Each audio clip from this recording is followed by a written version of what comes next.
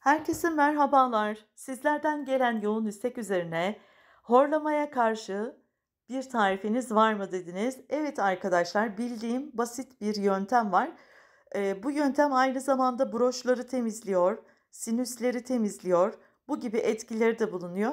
Çok da pratik, hemen hemen hepimizin evinde bulunan malzemelerle.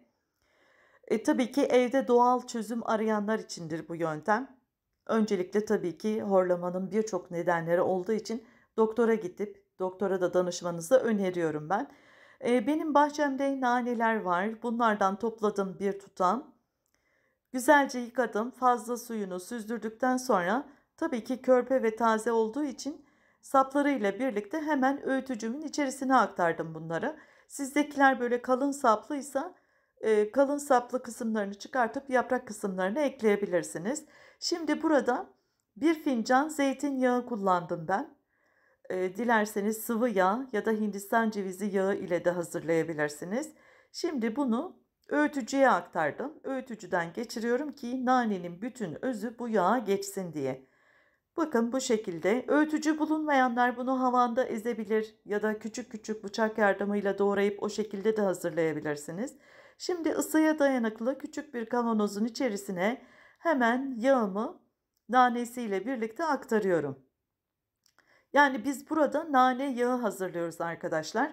Direkt olarak bunu aktardan ya da işte kozmetik ürünü satan mağazalardan da temin edebilirsiniz. Nane yağı satılıyor. Ama evimizde genelde bahçelerimizde, balkonlarımızda var diye hem tarifini vermek istedim sizlere hem de evimizde bulunması güzel oluyor. Daha da ekonomik oluyor. Kaynamaya başladıktan sonra ocağın ısısını düşürüp 10 dakika daha kaynatıyorum bunu. Sonrasında su soğuyana kadar bunu onun içerisinde tutuyorum ve 24 saat kenarda beklettikten sonra artık süzüyorum ve nane yağım hazır. Uygulamaya geçince şöyle uygun büyük bir kabın içerisine sıcak su döküyorum. Bakın burada ölçü çok önemli. 5-6 damla kadar, abartmayın arkadaşlar. 5-6 damla nane yağı ekleyin ve yüzünüzü bu suya iyice yaklaştırmayın. Şöyle bir karış kadar yukarıda tutun kendinizi. O şekilde başınıza bir havlu örtün ve burnunuzdan nazikçe yavaş yavaş nefes alın.